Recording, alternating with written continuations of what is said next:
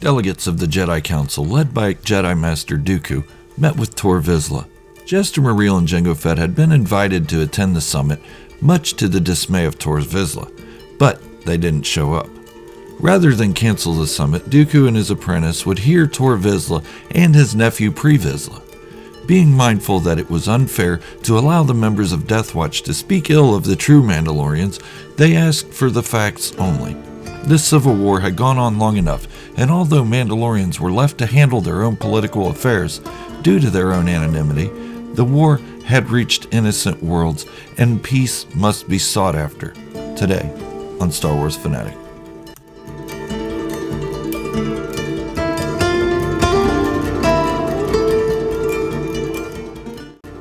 If you are new here, go on and hit the subscribe button, like the video, leave a comment, and share the video with some of your friends. Help me blow this channel up. Jedi Master Dooku and his Padawan, Tor Vizsla, asked to have the meeting on neutral ground. Malistaire was the location chosen. The Dugs of the world protested. They had high criminal activity and didn't want the Republic to discover it. However, the Republic ruled against their wishes and allowed the meeting to happen. Dooku, Vizsla, Tor Vizsla, and Vizsla meet on the landing platform as Tor disembarked his ship. Dooku greeted the Death Watch leader with respect, and Tor returned the gesture in good faith. They were led by a Dug ambassador to their meeting center inside the Capitol building. All in attendance sat around the circular table as drinks were delivered by a Dug servant. Dooku then asked the Dugs to leave. After the room had cleared, Tor spoke, telling Dooku that affairs of Mandalore were no concern to the Republic, nor the Jedi Council. We appreciate your interest in our dispute, but you know we handle our own affairs. Dooku nodded. You are correct, Commander Vizsla, but he was interrupted by Tor Vizsla. Dooku and his Padawan looked at each other curiously, then Tor Vizsla returned. Isn't Jaster Mereel the Mandalore? Tor tried to maintain his composure. Jaster Mereel is an imposter. Mandalorian tradition is that he who has the mask of Mandalore leads the people. Then he pulled the broken mask from his satchel and placed it on the table. This mask. He didn't dare tell him of the Darksaber, as the Darksaber had been stolen from the Jedi archives just a generation before. Dooku took his turn. Did you win this in combat against Jaster? Tor nodded without speaking. Dooku acknowledged. Well, that changes things, Tor Vizsla. However, we are here to settle this dispute, or at least keep it from spilling over onto another Republic system, and we cannot do that without Jaster and his true Mandalorians present. Tor smiled. I understand that you need both parties in attendance to make this a success for the Jedi Order and the Republic, but as you can see, Jaster did not take your request seriously. Tor Vizsla replied, Be that as it may, Tor Vizsla, we cannot continue this meeting without the attendance of Jaster Mereel. It is not proper to hear one side without the other. You have to understand, we will need to come up with a solution that will be mutually beneficial to Death Watch and the true Mandalorians. We will leave this place, and there is to be a temporary ceasefire on your part until we have reached Jaster and he attends. Tor brightened his look. He will not respond to you. He has become insane with the idea of power and will not rest until he gets it. Dooku speaks up. This meeting is adjourned, and you will cease fire. Tor smirks. As you wish, Master Jedi. Dooku raises a brow and speaks with authority. You do not want the Jedi Council to approve an action against you. If another conflict spills onto the Republic system, that is just what will happen. As they board their Mandalorian fighter, Pre asks his uncle, Sir, do you think the Jedi are serious? Tor walks up the platform. The Jedi are always serious. But I have a plan. Pre warns Tor, would you dare fire on them after the Jedi warned us? Tor chuckled. My dear stupid boy, we will not fire on Jaster Mereel, but he will meet his end. A week earlier, back on Hoth, Montross has lost faith in Jaster Mereel. His protege, Jango Fett, didn't seem to be cut of the same cloth, though, but he had his trepidations in trusting him fully. After all, Jango did convince Jaster to free him from the cell. He also didn't like the pirates being in their affairs. They were already and had no business with the Mandalorians. But he knew Jango had a grown fondness of their leader, Hondo Ohnaka. He had to find a way to separate them. He would often spy on Hondo, but could find nothing on him, until he heard something from the comms room. Mandalore Mereel, you and one officer are invited to a summit on Malistaire in 1 standard week. The Jedi Council will be sending a representative to negotiate the terms of peace through you and your civil war, the voice said.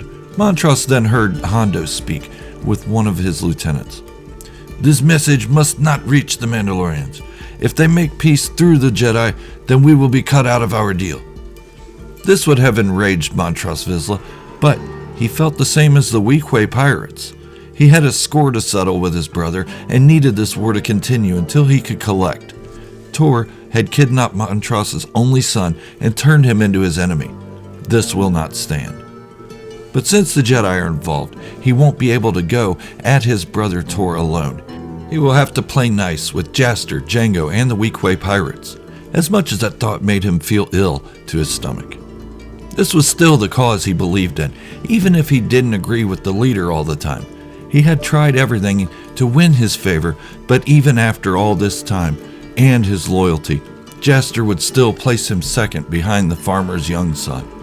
If he were any other Vizsla of his bloodline, he would have murdered both of them by now. But it was not in his code. He had to follow the Rezulnair and the Super Commando Codex. His honor stood in the way of his own ambitions, and he knew the way of the true Mandalorian was the only way. Jaster approached Montross in the hangar bay, as Montross oversees the maintenance of his fighter. Montross, Jaster says calmly, I have been unfair to you. Your name has made me question your loyalty, when you have been nothing but loyal to me and the cause. I hope one day you can learn to forgive me, as I will do my best to not hold your name against you anymore. I know you aren't your brother, and I know it pains you that your son has been brainwashed by him. I vow we will return your son, and you will have absolution. Montross just stared Jaster. Why are you telling me this? I'm here for the cause, not for you. You are the Mandalore, and I respect your position. I don't have to respect you as a person, though. You accused me of murder with only my name as proof. I cannot forgive that. If you are wondering whether I will kill you for it, I respect your position. You are the Mandalore. Now, if you will excuse me, I have work to do. Jaster nodded and walked away. He didn't expect much more than that. He actually got more out of him than he expected. In time, these wounds would heal, but Jaster knew if that were going to happen, he had to give Montross Vizsla a command. A couple weeks later, Jango Fett, Miles, and Silas Scarata were joking around in the comms room as they monitored chatter in the neighboring system. It was generally quiet in the Anuit sector of the Outer Rim, but today there was a lot of buzz. Some Inner Rim world was chirping through the Outer Rim, looking for anyone that could help them. It seems this tiny planet, Cortus 6, was having issues with a local uprising and needed their security forces extracted. By this time, the true Mandalorians had been taking small security jobs and bounty hunting jobs, no more than 1 or 2 members at a time. The biggest job they took was for a hut called Jabba on Tatooine. Well, to a slug it was a big job. It took a squad of Mandalorians 2 days to finish, and they were paid well for their services. A local militia was trying to run the hut off Tatooine. This happened occasionally when the locals would start feeling brave. This time, the Mandalorians squashed it completely. Since this mission, more and more Mandalorians showed up to assist the true Mandalorian cause. But were they ready for this kind of mission? It seems similar to the hut problem. The real difference came in the location. Tatooine is in the Outer Rim. Not much attention was attracted from it. But Cortus 6? It was in the Inner Rim. If something went wrong or it took too long, the Republic would know about it. But why wasn't the Republic answering the call? Cortus 6 is in the Inner Rim and under Republic jurisdiction. But the promise of being well paid made it an attractive offer. Jango felt conflicted over this. He enjoyed going into the Inner Rim and even the core worlds to take on bounties. He liked the challenge and would often go by an alias. Jango called out over the internal comms unit for Jaster Mereel and Montross Vizsla to come to the comms room. He found himself including Montross more and more in communications. even if they were just general communications. It seemed to help as he started actually enjoying Montross's company. They would train together often. Montross's unit was a jetpack unit, and Jango had the ground grunts. Coordinating those teams was crucial to any large-scale battle they may have with Death Watch in the coming months. Jango and Montross were getting close indeed. When Jaster and Montross arrived in the comms room, Jango, Miles, and Silas were joking around. Jaster raised a brow, and all three young men snapped to attention and stopped laughing. "Apologies, sir," said Silas. "What's the issue, gentlemen?" asked Jaster. Jango answered, "Well, sir, this." As he turned up the chatter on the comms array, Jaster listened for a moment, and his eyes widened. He listened a little longer, then asked Miles to turn it down. "We're going to take this job. Get a hold of the head of the Quarter 6 Defense Force and tell him the Skull Mandalorians are coming," spoke Jaster to the group. Skull Mandalorians was the alias they operated under when taking on bigger jobs. They didn't want to announce that the True Mandalorians and possibly Jaster Mereel would be attempting a rescue mission. "Get me all the squad leaders and meet me in the briefing room in 45 minutes, ordered Jaster. Montross and Jango looked at each other.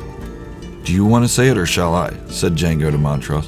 "What, that this is a mistake and could be a trap?" answered Montross. "Usually the Republic takes care of these issues. We shouldn't get involved. We could be exposed and vulnerable," replied Jango. Montross reaffirmed, "Correct. We shouldn't take this one. I will tell him, and Jango, I see why he favors you. Good call." Jango gave a half smile and nodded. On the outside, he was appreciative, but on the inside, he was confused. Montross Vizsla outwardly handing out compliments? This was strange. However, they had become close. Jango and Montross hurried to catch up with Jaster. Montross led the conversation, telling Jaster that this was a bad idea, telling him it could be a trap, or they could get caught in the crossfire between the Republic Jedi, the Anarchists, and the Defense Force. Or, what if Death Watch answers the request as well? Jaster stopped and faced the two of them. "Are you both refusing my order?" Both replied without hesitation. "No, sir. We merely have some concerns. It seems risky." Jaster spoke again. "The Republic doesn't care about Quarter 6. It is a monarchy with no valuable resources. The wealth is kept in the ruling class. This job can get us where we need to be.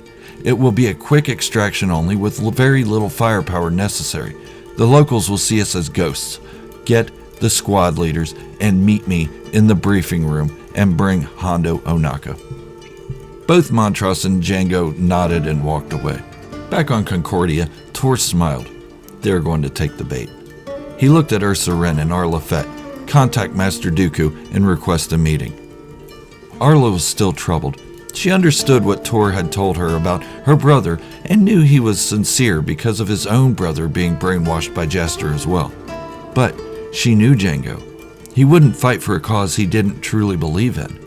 She even questioned her own motives. Had she been the one who was brainwashed? She wondered if he even knew she was on the opposing team. The last she remembered, she had told him to run into the fields of their family farm. No, it's all coming back to her. Her memory had been foggy. She couldn't remember details of how she ended up with Death Watch, but couldn't remember Jango escaping. She only remembered telling him to run. But why? Oh no! She stopped in the hall as she followed Ursa Wren. Ursa turned around. "What is it, Arla?" Arla was pale. Ursa was her closest friend, but didn't know if she could trust her with this. "I don't know. I just feel ill all at once," replied Arla. Ursa looked concerned. "Go to the med deck and get checked out. I will contact the Jedi. This is so exciting. We are going to end this war, and I hope you feel better so you can be there when it ends." Arla gave a concerned look. "I'll get checked out, but I should be fine." The further Ursa Wren got from Arla, the more she could remember of what happened on her family's farm that day. She dipped into a storage closet and closed the door. Her legs collapsed from under her as she sank to the floor crying. She remembered the black blade. The moment replayed in her mind over and over. The man's face was blurry, but it was clear that he used the black blade to kill her mother and father. "Run, Jango," she whispered over and over in her mind. She felt her scalp hurt. She had been dragged by her hair. Her stomach sank further. I'm on the wrong side. But how could she get out without being discovered? How could she leave Ursa? Was Ursa in the same condition? She had to tread lightly if she were to talk to her at all. Back on Hoth, Jaster, Jango, Montross, and the squad leaders, all along with Hondo Ohnaka, meet in the briefing room. Ladies and gents, we have a big job. The Corda Defense Force is being overrun by anarchists and are requesting our assistance. The room erupted with the sounds of concerned chatter. Jaster raised his head. All concerns have been addressed. This will be a quick extraction with a high payout, but to be on the safe side, we will need everyone involved in the plan. All squads and fighter units will need to be ready. We can't take any chances on this. So he laid out the plan. Montross was to use his aerial support as decoy, just as Jango and his grunts move in to secure the area around the targets. The fighter units were to fly low and cover the ground for any possible heavy artillery. Then hover just feet above the ground as all forces were to be extracted. Everyone else was to wait just outside the planet's atmosphere as backup. This is the first time Jango is given command of a full squad. His lieutenants, Miles and Silas Skaratas, smiled. "Congratulations, sir." Jango kept a strong look without showing his excitement. "Prepare the men." But what he was feeling inside was so much more than that. Even Montross gave him a half smile and quick wink. This was so exciting to Jango Fett. He had almost forgotten about the dangers this mission could bring. He had to quickly rope his emotions back in. This could be bad, but he tried to stay positive while acknowledging the dangers. If only Arla could see him, squad commander. He had been putting her in the back of his mind for the most part. He still missed his sister, but it was too painful to think about. And with the incident on Navarro, he was convinced he had hallucinated. Jaster was right. She was dead. The only thing he could do is avenge his family's deaths and honor them any way he could. This mission could give them a leg up to bring the war to Concord Dawn, kill Tor Vizsla, and take his home planet and Mandalore back. He heard Montross say this and kind of adapted it. The way of the true Mandalorian is the only way. Okay, that concludes part 7 of this series. Even though we all know what happens next, it is nowhere near finished. I'm enjoying this so much that I want to continue beyond Jango Fett, Jaster Mereel, and the True Mandalorians. Let me know what you think in the comments below. I do want to thank my viewers. Some of you have given me some great ideas, like Javier Ortiz and LFC and Star Wars Canute, just to name a couple. Their ideas made this story so much better. Thank you so much. And that just shows I pay attention to the comments on my channel and encourage all of you to leave a comment. And if you're new to the channel or just haven't taken the creed yet, go on and hit the subscribe button and turn on notifications to stay up to date on my Star Wars content, discussions, fan fictions, and theories. Hit the like button to show your love for the hard work I put into each video, and share the video with some friends. Let's see how high we can take this channel together. Don't forget to join me every Saturday at 11 a.m. Eastern Standard Time in the US for a live stream where we talk Star Wars and cut up together. Thank you for watching, and remember, this is the way, the only way.